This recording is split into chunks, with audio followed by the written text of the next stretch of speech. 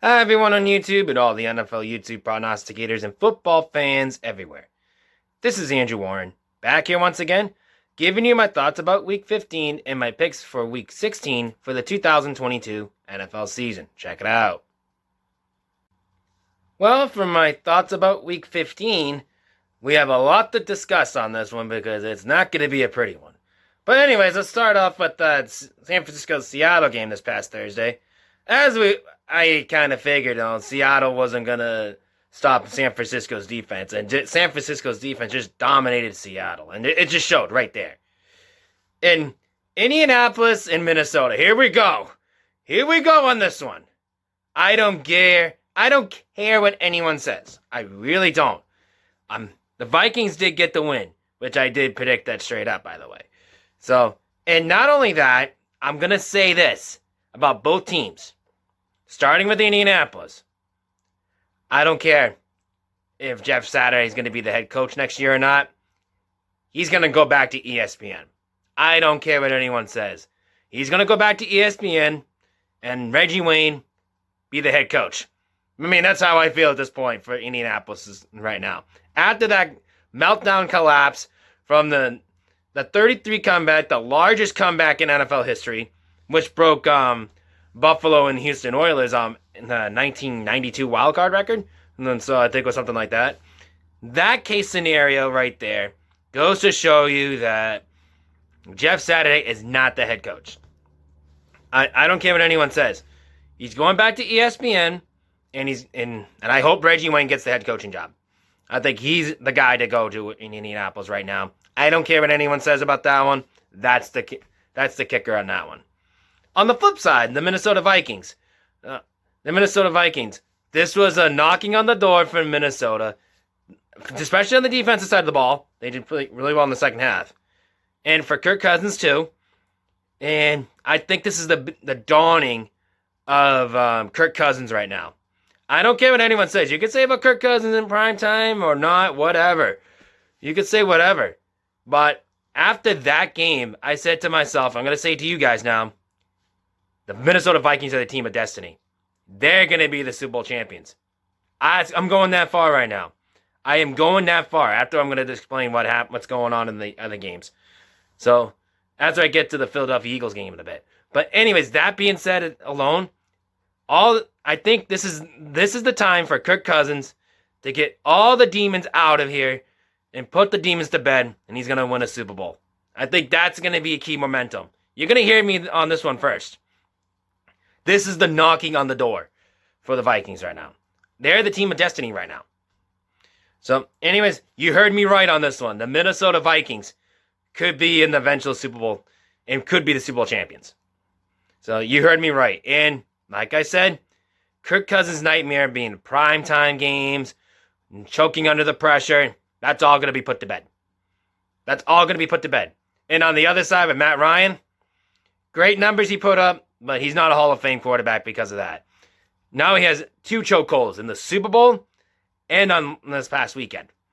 A 25-point deficit in Super Bowl 51 against my Patriots, and recently with the 33-point comeback. I'm sorry. That's going to live in infamy on him. I'm sorry. I'm sorry, Matt Ryan. You're a great college player, especially around the New England area in Boston College. But you just blew your chance to be in the Hall of Fame. You just blew your chance. All right, let's continuing on.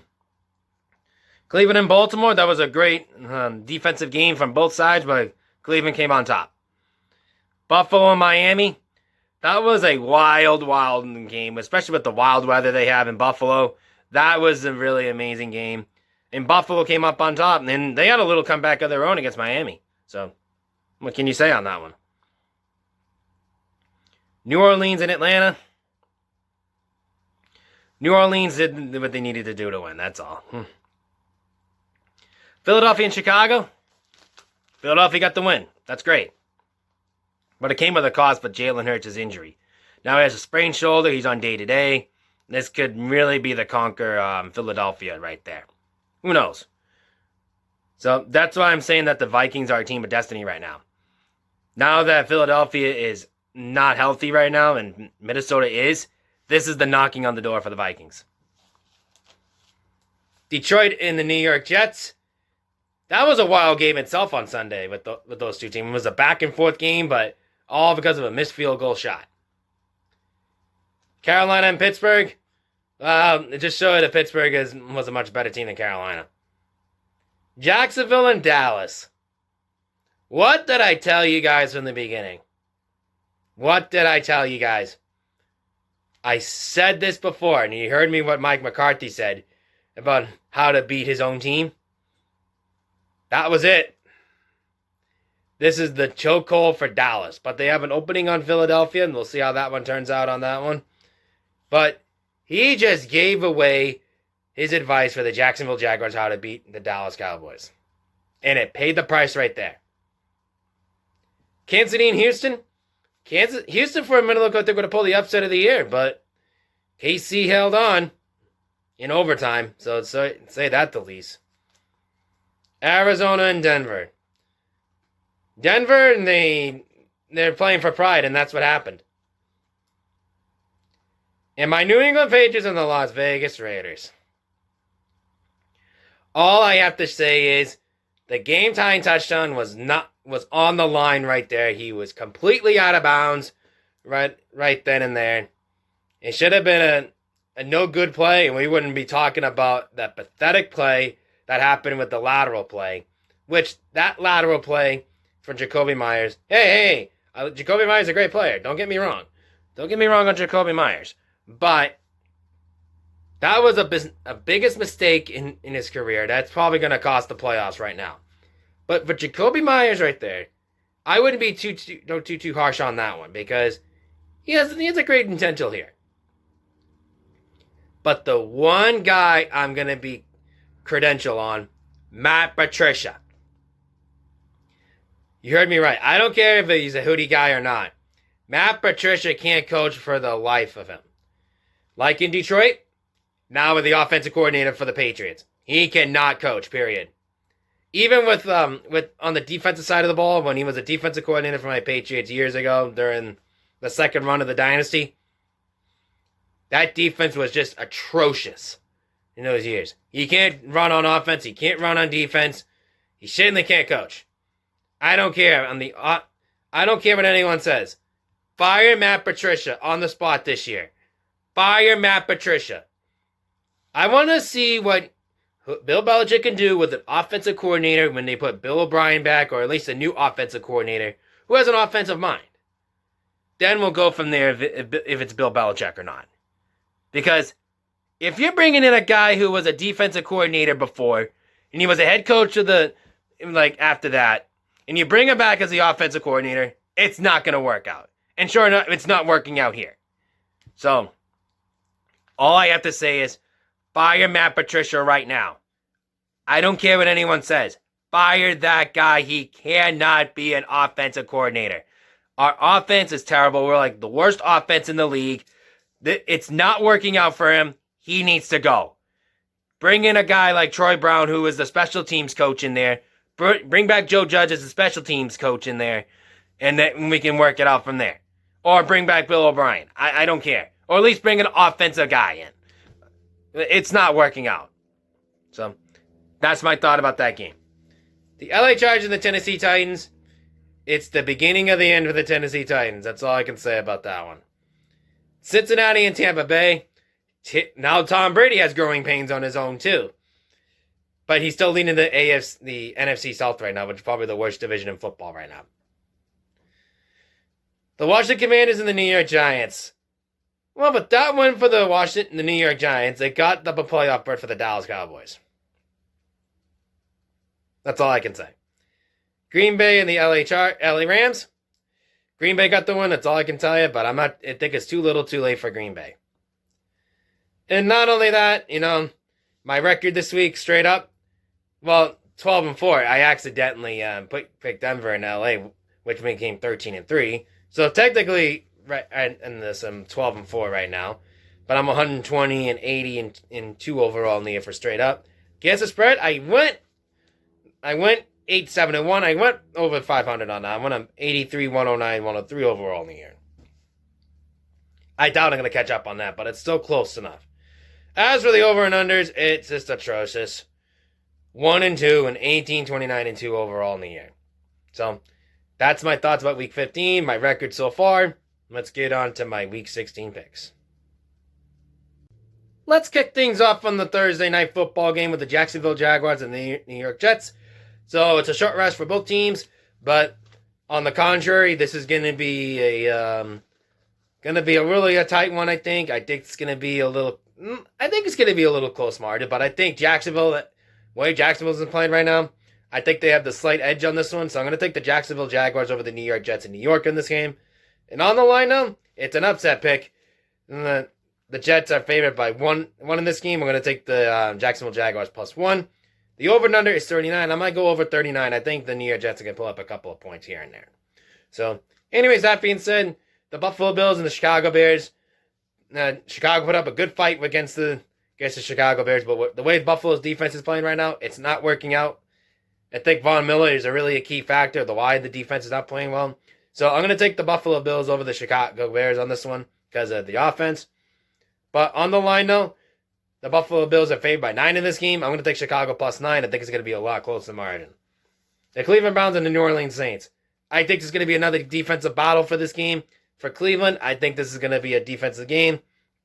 Could be a low scoring, but I think Cleveland will get the win. So I'm going to take the Cleveland Browns in Cleveland over the New Orleans Saints in this game.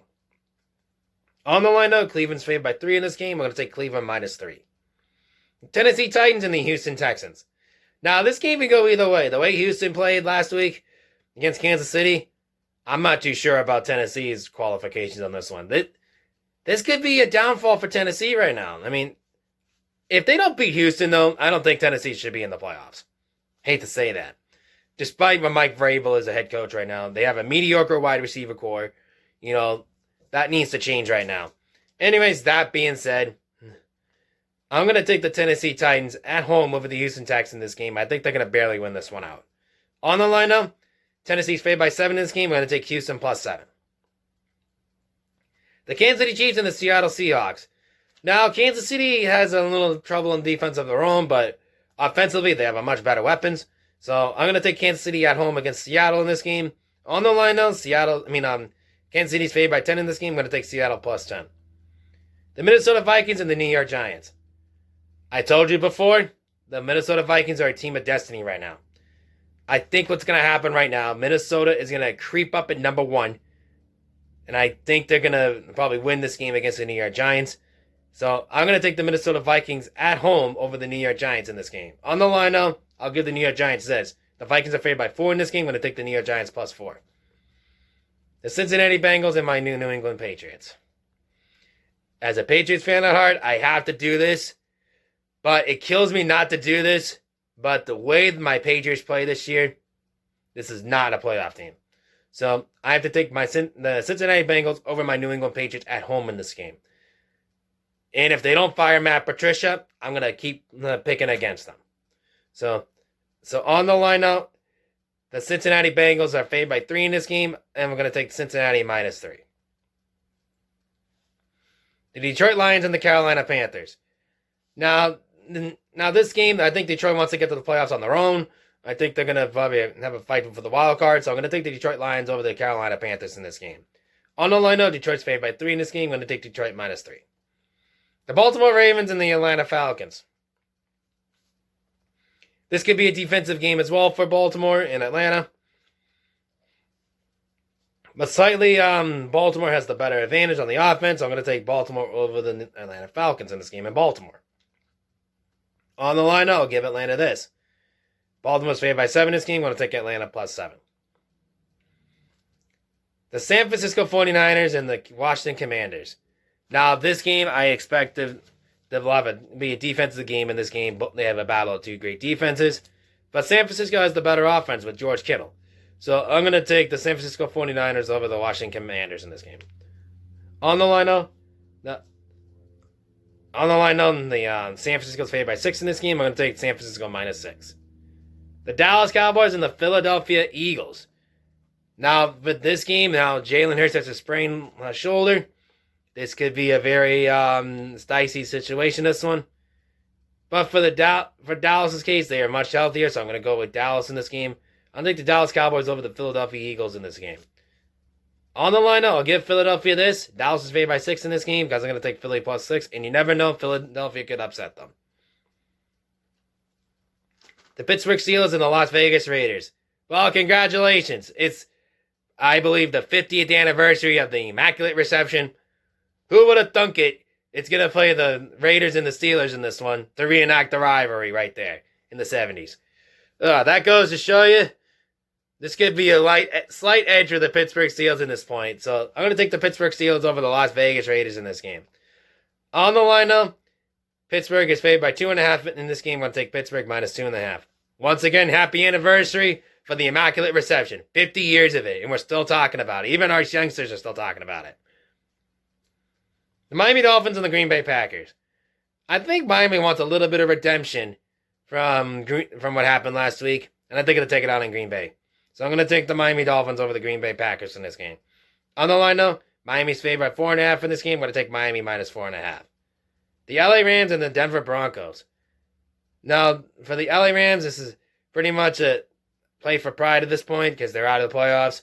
So I'm going to take the LA Rams over the Denver Broncos in this game. In fact, both teams are playing for pride right now. So I'll say that. So I'm going to take the LA Rams over the Denver Broncos in this game.